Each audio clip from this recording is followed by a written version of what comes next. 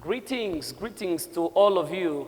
It's good to come to you again with the gospel of the Lord and Savior Jesus Christ. I believe that you've been fine and the Lord has been watching over you.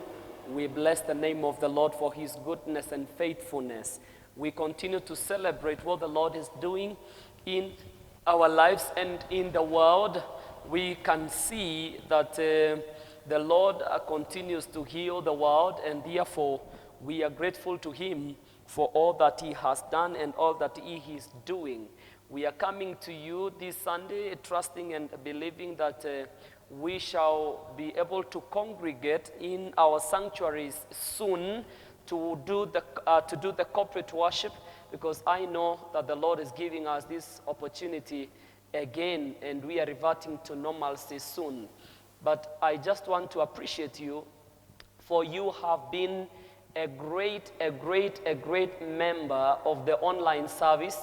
I appreciate every time I see the many views that we have, the ones we start streaming our services. I'm so excited because I know that you're part of it, and therefore I celebrate you and I thank God for you. You're such a great person and such a great resource in the kingdom. May the Lord bless you. May the Lord continue to strengthen you in this journey of faith to his glory and honor.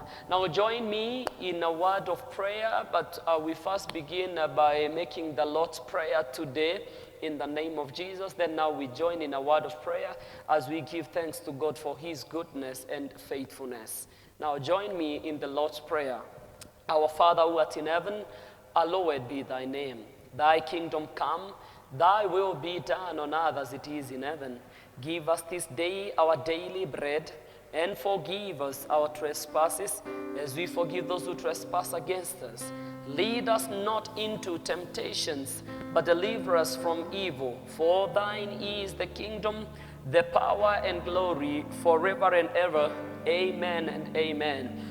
Our gracious Lord, we come to you again this Sunday to praise you, to bless you, and to worship you, O Lord, and to decree and declare, O Lord, that from the rising of the sun to the setting of the same, you remain the Lord our refuge, the Lord our healer, the Lord our maker, the Lord our creator. In the name of Jesus Christ, we worship you today, Lord, for allowing us to come to worship you in this service today.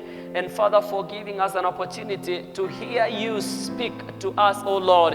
And therefore, we say that here we are, we invite you, the Lord, you may speak to us today in the name of Jesus.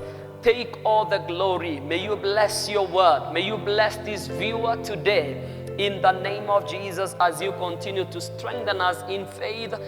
Father, believing that we shall soon, Father, be able to congregate, Father, in our churches, in the name of the Lord, in our sanctuaries to worship you in the name of Jesus. We bless you and we praise you, Father, for this is our prayer of faith in Jesus' name. Amen and amen. Amen.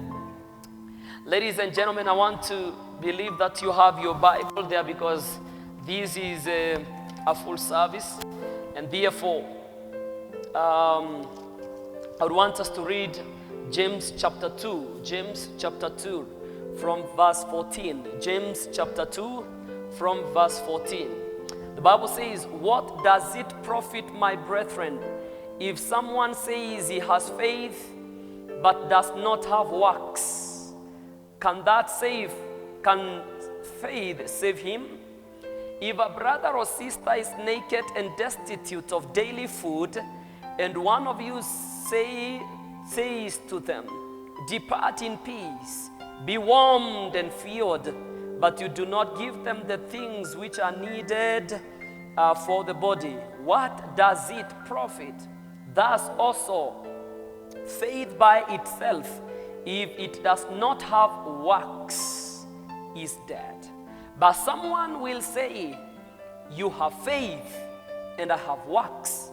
Show me your faith with your works, and I will show you my faith by my works.' You believe that there is one God, you do well. Even the demons believe and tremble. But do you not know, O foolish man, that faith without works is dead? Was not Abraham our father justified by works when he offered Isaac his son on the altar? Do you see that faith was working together with his works, and by works faith was made perfect? And the scripture was also fulfilled, which says, Abraham believed God, and it was accounted to him for righteousness, and he was called the friend of God. You see then that a man is justified by works and not by faith only.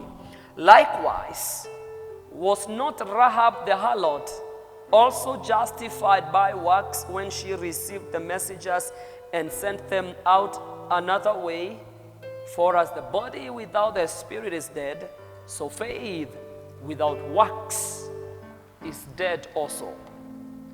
Ladies and gentlemen, it is a great opportunity that the Lord has given us so that we can reason together and indeed also get to understand this scripture well, so that we can position ourselves well in the kingdom, or to the glory and honor of the name of God. Now we are talking about faith and action. Faith and action. When you read James chapter 2, the scripture that we've just read, and you check what the commentators are saying, you will get to know and to understand that there is a great debate around this issue of faith and works. And people ask, where is the place of faith and where is the place of works? Which one comes first and which should come first? Which justifies what? Which justifies what? But this is a journey that I would want us to really take in the next few minutes, so that we will understand the place of faith and the place of works in Christian life. Now, ladies and gentlemen, this is a very powerful scripture. And beginning with verse 14, it starts by saying, what does it profit, my brethren, if someone says that he has faith and does not have works? So basically, this portion of scripture is really revolving around these two key things. And it begins by posing a question. Who is this? What does it profit? What does it profit? Of what profit? Of what profit is it to someone when somebody says that they have faith and they do not have works?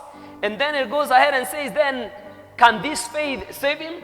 And then it says again, now about the works. If somebody comes to you and they are hungry, if somebody comes to you and they are naked, and you tell them, you go to the naked, you say, go and keep warm. And then you say to the hungry that go, your stomach is filled. Then will you have impacted the life of this person? But in verse 17, I like what it says. It says that thus also faith by itself, if it does not have works, is dead. Faith without works is dead. And the man of God continues actually to talk about this, and I think he has mentioned that statement, I think twice or thrice in this chapter, where he keeps saying that faith without works is dead. Faith without works is dead. But what is the place of faith?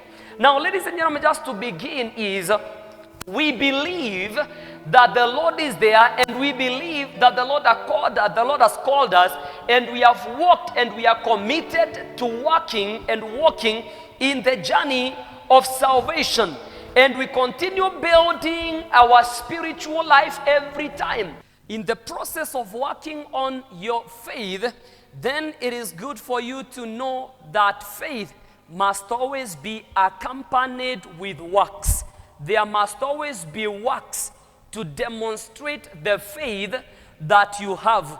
And this is why really we are getting from this, the entire scripture that we have read, the challenge of having faith without works. And now, this particular scripture has given us an example of two people. And one is said about Abraham. And it says that Abraham believed God and it was accounted to him as righteousness.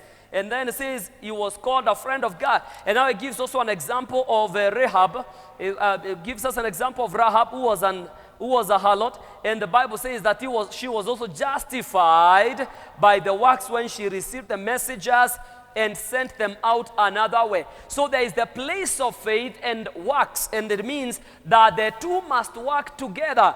You cannot claim to have complete faith without works, because works demonstrate your faith, because works is actually what shows us, because it's actually faith, works that shows us how much faith you have. And now we say that it is important for you to know that good deeds are a fruit of a living faith. So when we see good deeds, then we have the assurance that your faith is alive.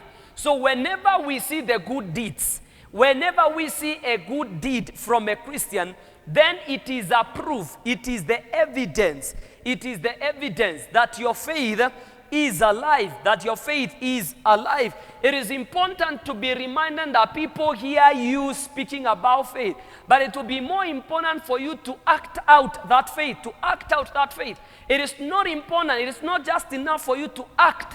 It is not just enough for you to speak the faith, but also to act it out. This is what gives us the evidence. The works give us the evidence. And this is why the Bible reminds us that faith without works is dead. Meaning that those two must go together. If you're a man of faith, if you're a lady, if you're a woman of faith, if you're a youth and you know that you are a person of faith, then these two must always go together, because the works, as I've said, demonstrates your faith in God. And if indeed you claim to have faith in God, then we need to see the works demonstrating. We need to see you acting out the faith, because it is easy for people to see the acts of faith than to see faith when it is only professed. So when you profess the faith and you act it out, then you give people an opportunity to see that faith. You give people an opportunity to see that faith. It is important for us to be reminded that faith is like wind. That people may never see it, but they can always feel its effect. They can always see and hear, and they can always see its impact. So when we talk about faith, at times you're not able to tell somebody, this is faith. We talk about faith, and people hear about faith. But what happens is that when you act out the faith, and people see the impact of that faith, then they will know that indeed you're a woman, you're a man of faith. So therefore, the two can never be divorced. The two can never be separated. Whenever there is faith, then there must be works. But faith precedes the works. Faith comes before the works. So when you have been saved and you've received the grace of salvation, then it means that we are already walking in faith, and therefore what we wait to see from a Christian is the manifestation of that faith. We want to see the impact of the faith. We want to see the effects of the faith that you profess. We want to see the effects of the faith that you profess. It is important also to be reminded that we do not do the works. We do not do the works to get saved, because the works will not save us. We do not do the works to get saved, but instead we do them because we are saved. So in other words, the works demonstrate our salvation. The works demonstrate our faith in God. Therefore, ladies and gentlemen, you cannot be a Christian in the church. You cannot be a Christian that professes faith and then we do not see the works. We do not see the effects. We do not see the impact of your faith. So it is actually a wake-up call that the Lord is giving us today. That when you profess the faith, we need to see its works. We need to see its effects. We need to see its impact. Because this is the only language that the people of the world will understand when we demonstrate our faith. When we demonstrate our faith and they see its effect and impact, and indeed we really continue to grow all to God's glory and honor.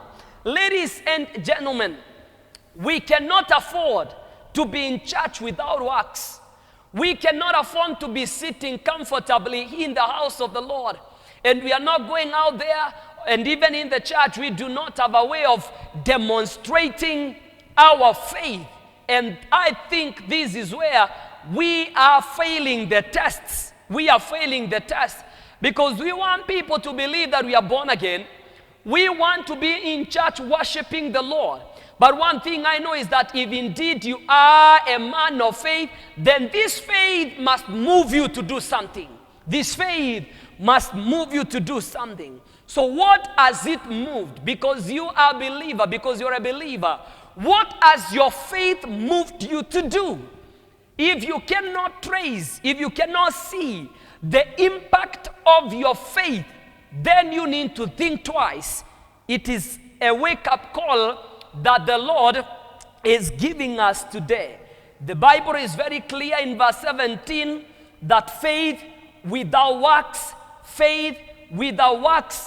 is dead. Faith without works is dead. So in other words, this is not to disapprove faith, but it is to give more strength to the faith that you have. Because as I have mentioned, is that when you go out there or even in the church, demonstrating that faith, demonstrating that which you believe, then this faith, we see the impact of this faith that moves you to do something. I just want to break it and make it simpler for you. That if you believe in God, then this God must move you to do something. So what has God moved you to do? And what have you done as a result of being moved and transformed by God? It is not easy to prove without the works. Without the works. Hallelujah. So ladies and gentlemen, I have said that faith is like wind. You will never see it no matter how much we preach it. You will never see that faith. But we can see its effects. And when we see the impact of that faith, then indeed we know where we stand in the name of Jesus. Therefore, ladies and gentlemen, I just want to take you through three things that happen when indeed you walk in faith and when you say that you are a person that believes in God. The works. This faith, genuine faith includes the works. And these are the works that I want to show you in the name of Jesus. Work number one that is produced by genuine faith. And every Christian must really understand this. One of the works that gets produced by genuine faith is complete transformation. It is complete transformation. Or in other words, a changed life. A changed life. And just to give an example of Saul. Saul was the persecutor of brethren. Paul was the persecutor of brethren. But when he had an encounter with God, and God worked on his faith, there was a total transformation from his character to his way of doing things, to his faith. There was total transformation, and he moved from being a persecutor of Christians to becoming an apostle. So what does it mean? 2 Corinthians chapter 5 verse 17. 2 Corinthians chapter 5 verse 17. The Bible says that therefore if anyone is in Christ, if anyone is in Christ, he is a new creation. The old is gone and the new has come. The old is gone and the new has come. Now the new is the effect, is the impact, is the works of faith that we can see. So it means that when we become a people of faith, then there must be a total change. There must be a total change. There must be a total transformation.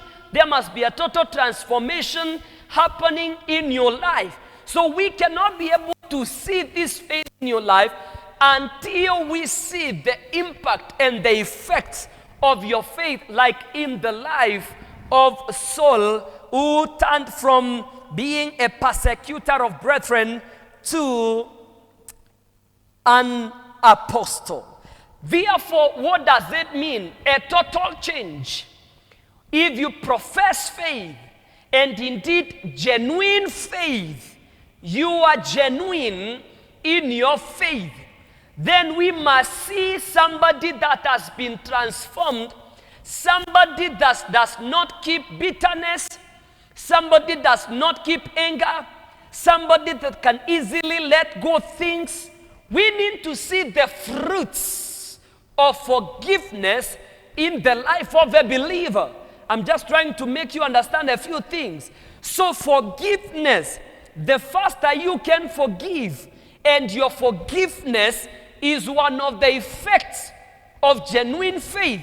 So you cannot be, and you cannot claim to have complete faith if this faith does not teach you, if this faith does not teach you forgiveness, if you cannot keep your integrity, if you cannot keep growing in your life of prayer, if you cannot keep pursuing righteousness, then it means that you have not been completely transformed by the faith that you profess. In other words, we must also see you growing in various areas of your life. Self-control in the area of your speech, in the area of how you handle others, in the area of love. How do you love people? How do you appreciate the people that are around you? So basically what I mean is genuine faith must produce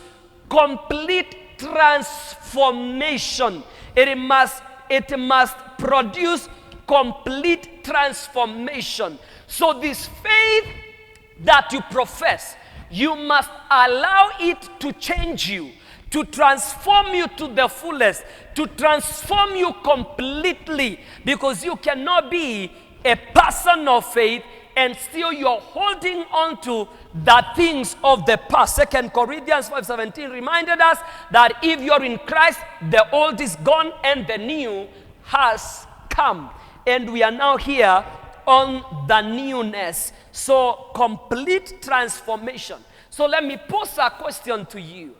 Has complete transformation taken place in your life?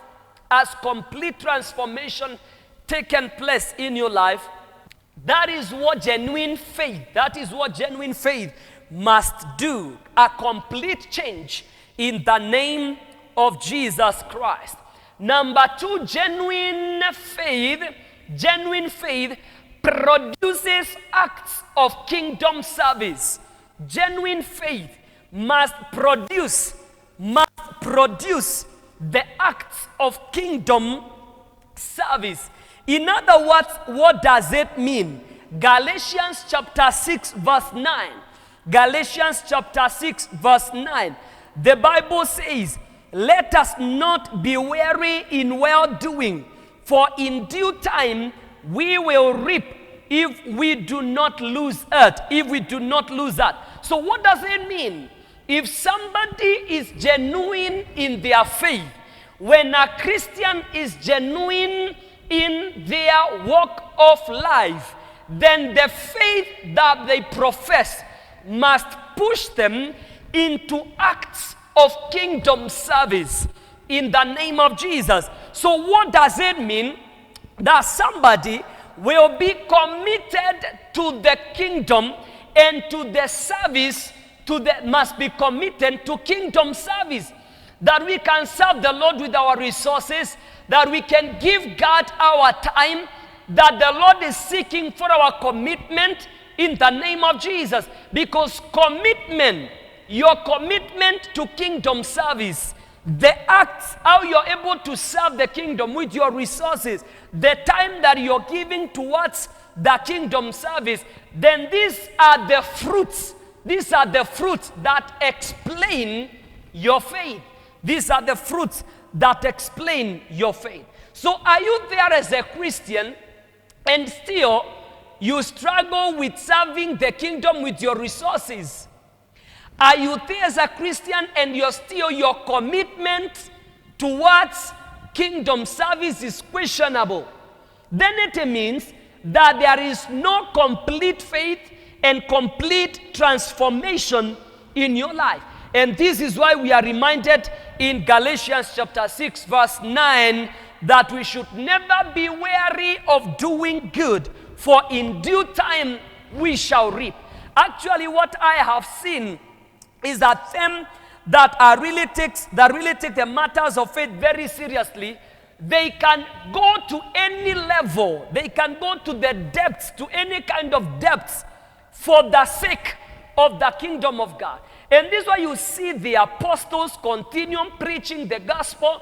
The apostles continued preaching the gospel despite the challenges, despite the persecution and the other challenges, the difficulties and hostilities that they face. They continued doing it for God because the faith that they profess really pushed them into this service. So whenever we profess faith as Christians, then it must be demonstrated by acts. It must be demonstrated by the acts of kingdom service. Be reminded again that faith without works is dead. That faith without works is dead. So what does it mean? It is an invitation that the Lord is giving us today, that we shall release ourselves into kingdom service, no matter our inadequacies, no matter the challenges, no matter our shortcomings, that we can commit ourselves into kingdom service, that we can give our time, that we can give ourselves, and we can give our resources towards kingdom service. Kingdom service. So therefore, your faith must produce the acts of kingdom service. The acts of kingdom service. Does it please you to serve the Lord? Does it please you to do the works of the kingdom? Then it is an invitation that the Lord is giving us here today. Like in the case of Rahab, and the Bible says that, when she decided to hide, to hide the messengers, and it was credited to her because of the works, in the name of Jesus Christ. Number 3, genuine faith must produce the acts of compassion. Genuine faith must produce the acts of compassion. Genuine faith must produce the acts of compassion. The acts of compassion. Proverbs chapter 3 verse 12. Proverbs chapter 3 verse 12. Proverbs chapter 3 verse 12. The Bible says,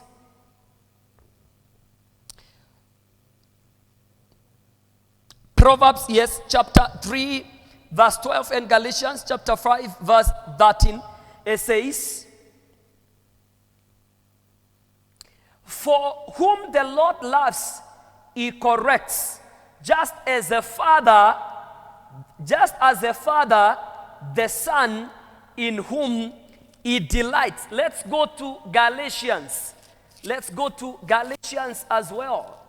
Let us go to Galatians chapter 5. Galatians chapter 5, verse 13. Galatians chapter 5, verse 13. The Bible says, "For you, brethren, you have been called to liberty. Only do not use your liberty as an opportunity for flesh, but through love serve one another." But through love serve one another. Let's go to Proverbs again. Let's go to Proverbs chapter 11, verse 17. Proverbs chapter 11, verse 17. This is the verse that I was looking for. Proverbs chapter 11, verse 17. The Bible says, "The merciful man does good for his own soul, but he who is cruel troubles his own flesh." I can read that scripture again. It says, "The merciful man does good for his soul, but he who is cruel troubles his own flesh." So what does it mean? It means that genuine faith must push us as Christians, we that profess it, to or into the acts of compassion. And this is why in this particular scripture that we've read, Galatians chapter 5, verse 13, the Bible has reminded us that we continue serving one another.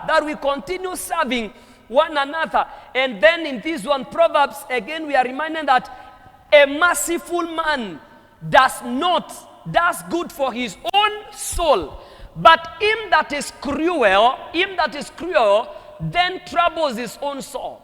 Therefore, ladies and gentlemen, faith that is not demonstrated with works, then it is dead. And if your faith is genuine, it must produce the acts of compassion.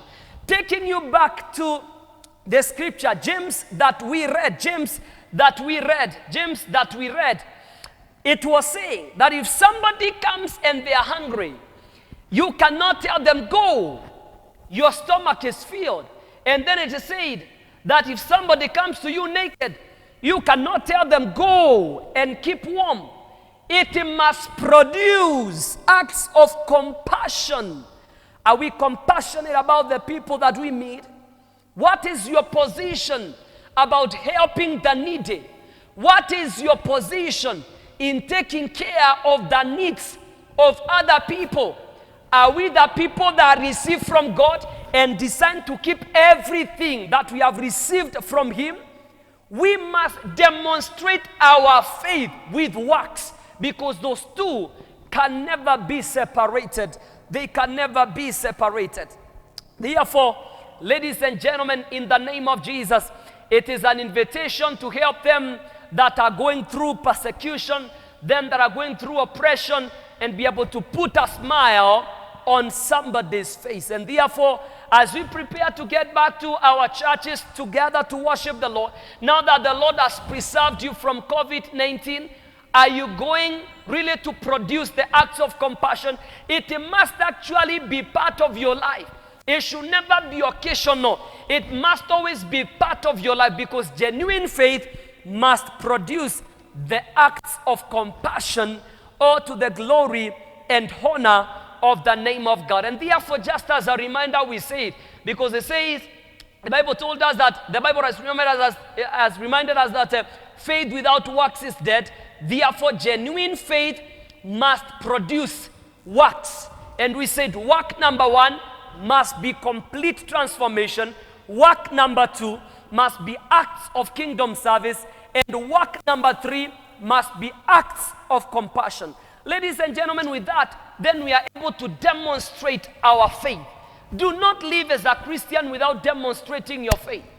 If indeed we keep lifting our hands in church, we must really go to the society and be the people and the someone that people will see by demonstrating the faith that we profess, by demonstrating the faith that we profess. Otherwise, no matter what we keep doing here, remember that faith without works is dead. The two must go together. You can never separate faith with works. You can never tell us, I am always a very prayerful person, and we do not see the prayers pushing you into doing something. You cannot tell us, yes, I am a leader in church, and we do not see the results.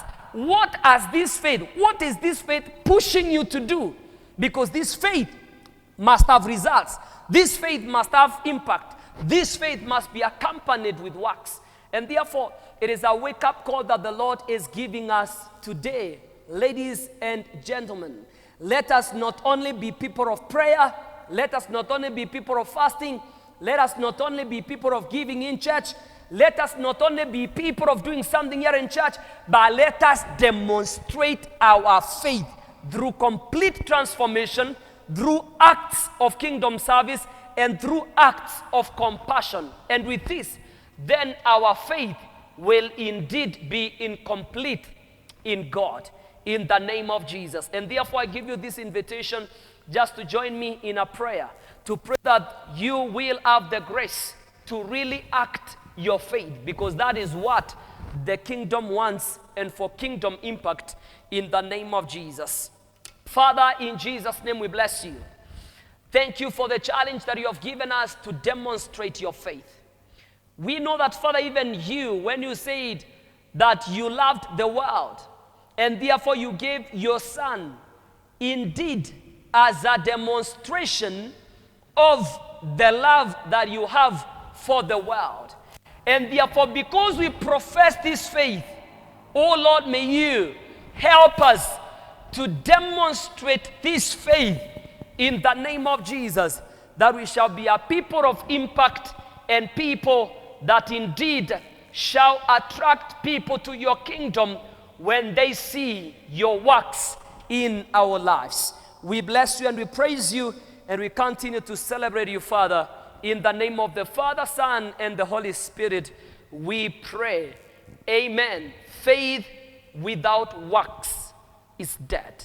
Be a person that will demonstrate faith in Jesus' name. Amen.